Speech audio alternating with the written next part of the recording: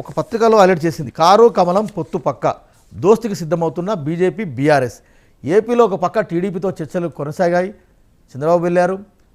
నేడో రేపో ఎన్డీఏలో చేరుతారని చంద్రబాబు ఓన్గా అంటే ప్రకటించేందుకు సిద్ధంగా ఉన్నారు. ఒక పక్క ఏపీలో దోస్తి, ఇంకో పక్క బీఆర్ఎస్తో బీజేపీ దోస్తి. రెండు రాష్ట్రాల్లో రెండు పొత్తులు మీరు ఎట్లా చూస్తారు?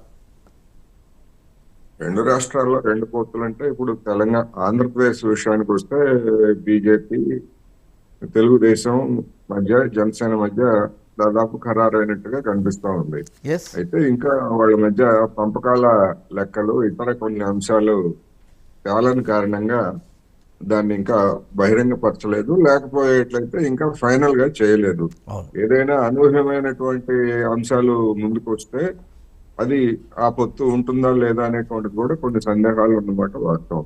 ఇక తెలంగాణ విషయానికి వస్తే కాంగ్రెస్ ని అసెంబ్లీ ఎన్నికల్లో ఒక ఫోర్స్ గా వచ్చినటువంటి కాంగ్రెస్ ని ఓడించాలంటే బీజేపీ తోటి బీఆర్ఎస్ కి పొత్తు ఉంటుంది అనేటువంటి అభిప్రాయాలు చాలా రోజుల నుంచి వస్తున్నాయి. దానికి చేస్తారా లేదా అనేటువంటిది ఒక ప్రశ్న. ఎందుకు అసెంబ్లీ లాబీలో కోటేశ్వర ఒక చిన్న మీకు యాడింగ్ పాయింట్ ఏంటంటే, అసెంబ్లీ లాబీలో అక్కడ ఇక్కడ కొంతమంది మాజీ మంత్రులు, కొంతమంది ఆ పార్టీ సీనియర్లు ఫీడ్బ్యాక్ కూడా తీసుకుంటానండి. అంటే పొత్తు ఉంటే ఎట్లా ఉంటుంది అంటే, ఇప్పటికే బీజేపీ బీఆర్ఎస్ ఒకటి ఒక ప్రచారం ఉంది, అది వేరే విషయం. కానీ రెండు కలిసిపోతే ఎట్లా ఉంటుంది అని ఒక ఫీడ్బ్యాక్ అయితే తీసుకుంటున్నారు. అదే చెప్తున్నాను, తీసుకుంటున్నారు.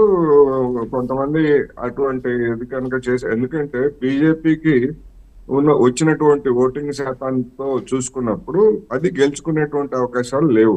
అందువల్ల బీఆర్ఎస్ తోటి ఇప్పుడు బీజేపీకి అధికారం దగ్గర పంచాయతీ, ఇతర పంచాయతీలు తప్ప సైద్ధాంతిక పరంగా ఎటువంటి పంచాయతీ లేదు. ఎందుకంటే గడిచినటువంటి 9.5 సంవత్సరాల్లో చివరి ఒక ఏడాది తప్ప అంతకు ముందు ప్రతి అంశాన్ని బీఆర్ఎస్ బలపరిచింది. అందువల్ల రాజకీయంగా వాడికి ఏమీ లేదు. అయితే దాని యొక్క పర్యవసానాలు ఎట్లా ఉంటాయి ఏమిటనుకున్నప్పుడు, ఇప్పటికే పోయినసారి ఎన్నికల్లో బీజేపీ బీఆర్ఎస్ ఒకటే అనేటువంటి అభిప్రాయంతో అనేక మంది బీజేపీలో ఉన్నటువంటి వాళ్ళు కూడా వ్యతిరేకించారు అనేటువంటిది ఒక ప్రశ్న. అయితే రేపు అదే కనుక వాస్తవం అయ్యేట్లయితే ఆ రెండు పార్టీలకి మరింత దెబ్బ తగిలేటువంటి అవకాశం ఉంది.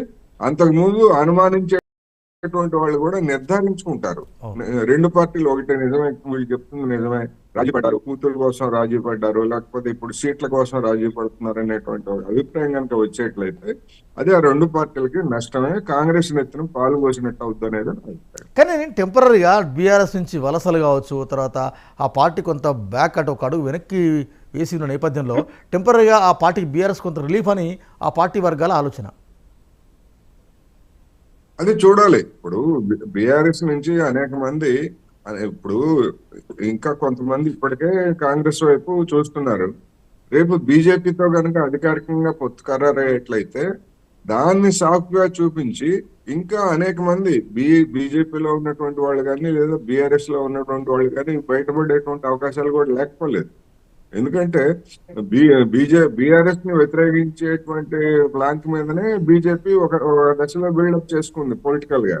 కానీ దానికి భిన్నమైనటువంటి పరిణామం కనుక తీసుకున్నట్లయితే ఎట్లా రియాక్షన్ వస్తుంది అనేటువంటిది స్పష్టంగా నెగిటివ్ గానే వస్తుంది అనేది నా అభిప్రాయం. బాజీ గారు నమస్కారం, గుడ్ మార్నింగ్.